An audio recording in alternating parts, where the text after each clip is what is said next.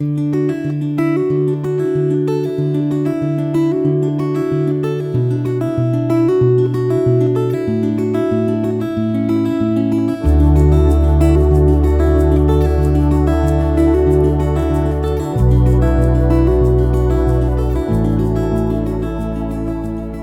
reading begins in Exodus, chapter 15, starting in verse 19. For the horses of Pharaoh went in with his chariots and with his horsemen into the sea, and the Lord brought back the waters of the sea on them, but the children of Israel walked on dry land in the middle of the sea.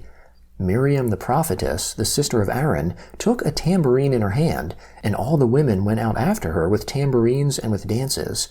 Miriam answered them, Sing to the Lord, for he has triumphed gloriously. He has thrown the horse and his rider into the sea. Moses led Israel onward from the Red Sea, and they went out into the wilderness of Shur. And they went 3 days in the wilderness, and found no water. When they came to Marah, they couldn't drink from the waters of Marah, for they were bitter. Therefore its name was called Marah. The people murmured against Moses, saying, What shall we drink? Then he cried to the Lord. The Lord showed him a tree, and he threw it into the waters, and the waters were made sweet. There he made a statute and an ordinance for them, and there he tested them. He said, If you will diligently listen to the Lord your God's voice, and will do that which is right in his eyes, and will pay attention to his commandments, and keep all his statutes, I will put none of the diseases on you which I have put on the Egyptians, for I am the Lord who heals you. They came to Elim, where there were 12 springs of water and 70 palm trees. They encamped there by the waters. They took their journey from Elim, and all the congregation of the children of Israel came to the wilderness of Sin, which is between Elim and Sinai, on the 15th day of the 2nd month after their departing out of the land of Egypt. The whole congregation of the children of Israel murmured against Moses and against Aaron in the wilderness. And the children of Israel said to them, We wish that we had died by the Lord's hand in the land of Egypt, when we sat by the meat pots, when we ate our fill of bread, for you have brought us out into this wilderness to kill this whole assembly with hunger. Then the Lord said to Moses, Behold, I will rain bread from the sky for you, and the people shall go out and gather a day's portion every day, that I may test them, whether they will walk in my law or not. It shall come to pass on the 6th day that they shall prepare that which they bring in, and it shall be twice as much as they gather daily. Moses and Aaron said to all the children of Israel, At evening you shall know that the Lord has brought you out from the land of Egypt. In the morning you shall see the Lord's glory, because he hears your murmurings against the Lord. Who are we that you murmur against us? Moses said, Now the Lord will give you meat to eat in the evening, and in the morning bread to satisfy you, because the Lord hears your murmurings which you murmur against him. And who are we? Your murmurings are not against us, but against the Lord. Moses said to Aaron, Tell all the congregation of the children of Israel, Come close to the Lord, for he has heard your murmurings. As Aaron spoke to the whole congregation of the children of Israel, they looked towards the wilderness, and behold, the Lord's glory appeared in the cloud. The Lord spoke to Moses, saying, I have heard the murmurings of the children of Israel. Speak to them, saying, At evening you shall eat meat, and in the morning you shall be filled with bread. Then you will know that I am the Lord your God. In the evening quail came up and covered the camp, and in the morning the dew lay around the camp. When the dew that lay had gone, behold, on the surface of the wilderness there was a small round thing, small as the frost on the ground. When the children of Israel saw it, they said to one another, What is it? For they didn't know what it was. Moses said to them, It is the bread which the Lord has given you to eat. This is the thing which the Lord has commanded.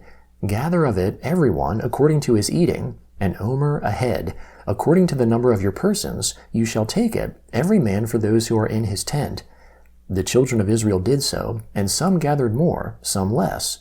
When they measured it with an omer, he who gathered much had nothing over, and he who gathered little had no lack. They each gathered according to his eating.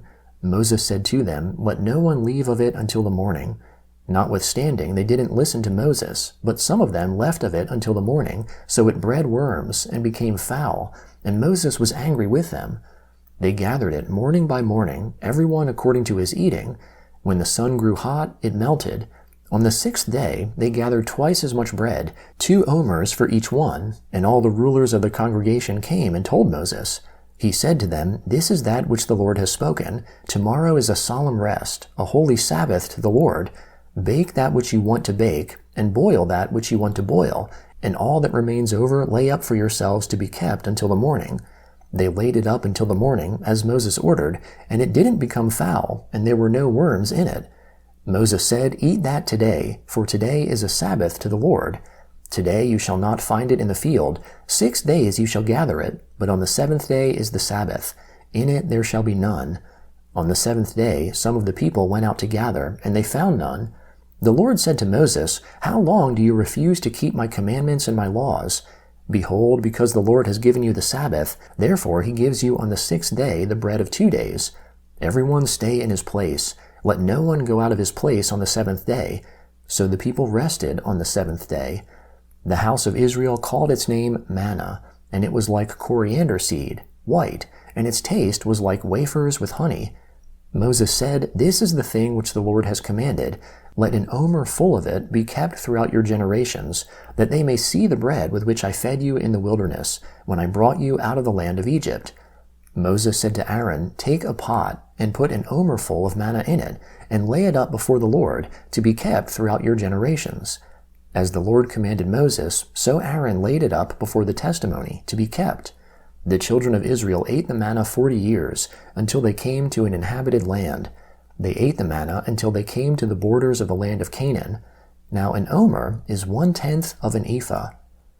All the congregation of the children of Israel traveled from the wilderness of Sin, starting according to the Lord's commandment, and encamped in Rephidim, but there was no water for the people to drink. Therefore the people quarreled with Moses, and said, Give us water to drink. Moses said to them, Why do you quarrel with me? Why do you test the Lord? The people were thirsty for water there, so the people murmured against Moses, and said, Why have you brought us up out of Egypt, to kill us, our children, and our livestock with thirst? Moses cried to the Lord, saying, What shall I do with these people? They are almost ready to stone me. The Lord said to Moses, Walk on before the people, and take the elders of Israel with you, and take the rod in your hand with which you struck the Nile, and go. Behold, I will stand before you there on the rock in Horeb. You shall strike the rock, and water will come out of it, that the people may drink. Moses did so in the sight of the elders of Israel. He called the name of the place Massah and Meribah, because the children of Israel quarreled, and because they tested the Lord, saying, Is the Lord amongst us or not? The Gospel of Matthew, chapter 22, beginning in verse 1. Jesus answered and spoke to them again in parables, saying, The kingdom of heaven is like a certain king, who made a wedding feast for his son, and sent out his servants to call those who were invited to the wedding feast, but they would not come. Again he sent out other servants, saying, Tell those who are invited, Behold, I have prepared my dinner. My cattle and my fatlings are killed, and all things are ready. Come to the wedding feast.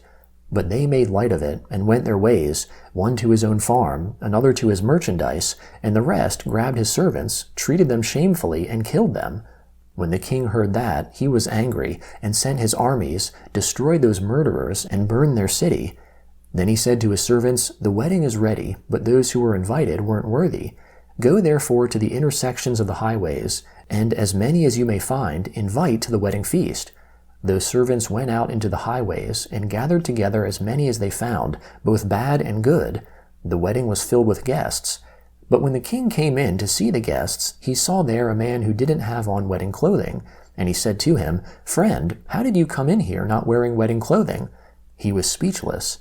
Then the king said to the servants, Bind him hand and foot, take him away, and throw him into the outer darkness. That is where the weeping and grinding of teeth will be. For many are called, but few chosen. Then the Pharisees went and took counsel how they might entrap him in his talk. They sent their disciples to him, along with the Herodians, saying, Teacher, we know that you are honest, and teach the way of God in truth, no matter whom you teach, for you aren't partial to anyone. Tell us, therefore, what do you think? Is it lawful to pay taxes to Caesar or not? But Jesus perceived their wickedness, and said, Why do you test me, you hypocrites? Show me the tax money. They brought to him a denarius. He asked them, Whose is this image and inscription? They said to him, Caesar's. Then he said to them, Give therefore to Caesar the things that are Caesar's, and to God the things that are God's. When they heard it, they marveled, and left him and went away. On that day, Sadducees, those who say that there is no resurrection, came to him. They asked him, saying, Teacher, Moses said, if a man dies, having no children, his brother shall marry his wife and raise up offspring for his brother. Now there were with us 7 brothers. The first married and died, and having no offspring, left his wife to his brother. In the same way, the second also, and the third to the 7th. After them all, the woman died. In the resurrection, therefore, whose wife will she be of the 7? For they all had her. But Jesus answered them, You are mistaken, not knowing the Scriptures nor the power of God. For in the resurrection they neither marry nor are given in marriage, but are like God's angels in heaven. But concerning the resurrection of the dead, haven't you read that which was spoken to you by God, saying, I am the God of Abraham, and the God of Isaac, and the God of Jacob? God is not the God of the dead, but of the living. When the multitudes heard it, they were astonished at his teaching. Psalm 27, beginning in verse 1. The Lord is my light and my salvation. Whom shall I fear? The Lord is the strength of my life. Of whom shall I be afraid? When evildoers came at me to eat up my flesh, even my adversaries and my foes, they stumbled and fell. Though an army should encamp against me, my heart shall not fear. Though war should rise against me, even then I will be confident. One thing I have asked of the Lord, that I will seek after, that I may dwell in the Lord's house all the days of my life, to see the Lord's beauty and to inquire in his temple. For in the day of trouble he will keep me secretly in his pavilion. In the secret place of his tabernacle he will hide me. He will lift me up on a rock. Now my head will be lifted up above my enemies around me. I will offer sacrifices of joy in his tent. I will sing, yes, I will sing praises to the Lord. Proverbs chapter 6, beginning in verse 20. My son, keep your father's commandment, and don't forsake your mother's teaching. Bind them continually on your heart. Tie them around your neck. When you walk, it will lead you. When you sleep, it will watch over you. When you awake, it will talk with you. For the commandment is a lamp, and the law is light. Reproofs of instruction are the way of life, to keep you from the immoral woman, from the flattery of the wayward wife's tongue. Don't lust after her beauty in your heart, neither let her captivate you with her eyelids. For a prostitute reduces you to a piece of bread, the adulteress hunts for your precious life.